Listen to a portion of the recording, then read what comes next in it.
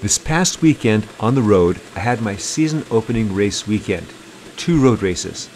And one of the main takeaways that came out from this opening weekend is that I'm getting older in my age category, and now I have to watch out for those damn young 65-year-olds.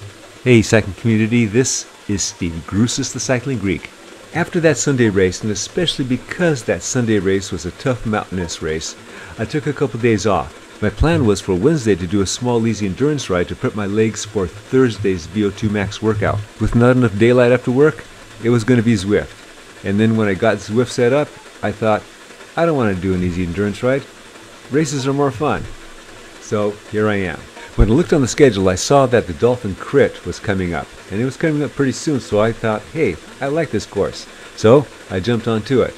Usually when I do this course, I'm doing about 8 laps in this C category, but this one was 15. I didn't realize that until after the race started. This was going to be more of a challenge than I anticipated, but in for a penny, in for a pound. My plan was to conserve as much as possible, but be toward the front as I headed into the cobbled climb. Oh yes, and more importantly, hope upon hope that I'm going to get a feather power up each time. Typically, the rolling section that you see me on now doesn't seem to be a problem.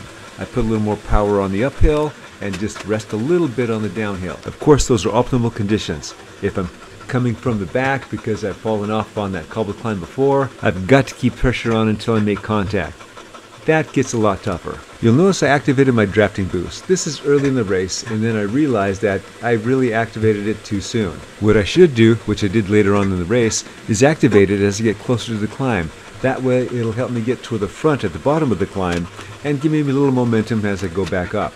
Being in good position at the bottom of the climb with good momentum helps me a lot because it can prevent pain later on. And the pain comes after that left turn when it gets even steeper, and sometimes there's some attacks that happen at that point. And then when it goes over the top, or seemingly over the top, when you take that right turn onto the regular road off of the cobbles, there's still a little climbing to do. That is my toughest part of the course. Now I have an aero power-up. And you would think aero power-ups are great for the finish of the race. And if I was stronger and handled those climbs a lot easier compared to everyone else, that would be a great power-up for me because I could just save it for the end of the race, depending how soon I got the power-up. See, there's an attack that goes off. That guy's going off. Now it's going to cost me energy to try and go after him, to try and stay up with everyone to go after them.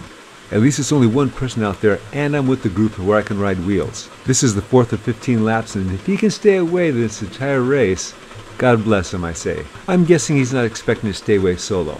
I'm thinking he's thinking one of two things.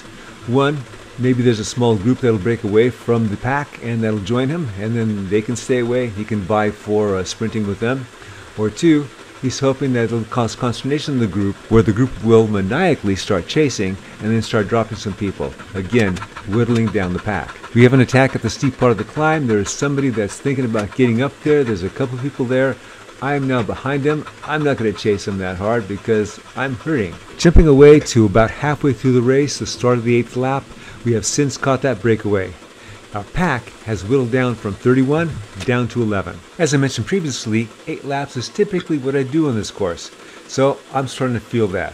I'm also starting to feel the previous race weekend and my decision I'm thinking about to do a race instead of that easy endurance ride. And then that other thought pops into my head, why don't I just drop out? I don't want to drop out. I hate to drop out. I only drop out when I'm totally dead. Speaking of totally dead, I'm now off the back, off that climb, and heading into that roller section. No more just going easy on the downhills. I've got to gun it through the whole way so I have a chance to make a connection. And I finally do. The second half of the race is pretty much all about survival for me. I want to be able to finish with the main pack. The focus of my YouTube channel is to show people that if you do the right things, that you'll be amazed at what you can do still as you get older, while you see those around you are slowing down. Those right things focus around exercise. Me, in a few more months, I'll be 69. For many of you here, just being here and being able to do this, what you're doing right now, you're doing many of the right stuff. Doing lots of endurance work with a sprinkling of up intensity work will go a long way into improving your longevity and your functionality in your longevity. Now there's also gaining muscle, gaining strength, improving your mobility, improving your stability. But if you're in this race, you're doing a pretty good job. I'm now jumping ahead to the start of the climb on the 12th lap. This is where the action starts to happen. And the action starts with an attack on the steep part of the back end of the cobbled climb. Heading into the straightaway before the rollers, a group of 3 already have a 1 to 2 second gap ahead of us. We've previously lost a rider, so we're down to a pack of 10. Pretty much, I'm the 10th guy in this chase. Jumping to the climb on the next lap, we've been chasing and they're still 4 seconds ahead. We now have an attack as 3 other riders are looking to join the 3 leaders. As you can tell by my insert and by my wattage, I'm not doing that well. We are on the 13th to 15 laps and now I'm the 10th rider and there's a gap. It's days later when I'm putting this video together, so I don't remember if I wanted to give up at this point, but I didn't. And good thing that I didn't, because we're all coming together. I'm guessing that the 3 from our pack, once they caught up to the 3 leaders, that created a group that was too big, not everybody wanted to work, and so things slowed down. If I was a much younger cycling Greek, I would have counterattacked right here, because this would have been a perfect place. People are still tired, but I'm older and it's 2 miles to go, now about 1.8. And now I'm thinking, I've got a chance. Why I'm thinking that, I don't know, but that's what I'm thinking. We have 1.5 laps to go. I'm hoping for a favorable power-up. Which one would I want? Would it be the arrow? Nah, I think I'll be very happy with the feather power-up. The next thing I'm thinking is, where can I attack? I can't sprint. If I attack on the climb, everyone's going to attack on the climb. That's not going to do me any good. Oh, look at that. I got my feather power-up. If I attack from too far out, there's a very good chance I'll die before the finish, but that's what I've decided to do. I figure it's a stupid move. Everyone thinks it's going to be a stupid move, so I do the stupid move. I now have a 1 and 2 second gap, which has now grown to a 2 second gap. Hey, maybe this is going to work. I hit my favorable to climbing power up, and then all of a sudden, everyone goes by. Ah, to be young again. Well, there they go. I look at the graphics on the right. I see that the next person behind me is way behind me, so I just keep my power steady, and I'm going to finish 10th. I did do a good VO2 max workout the next day, by the way. Alright, you know the drill.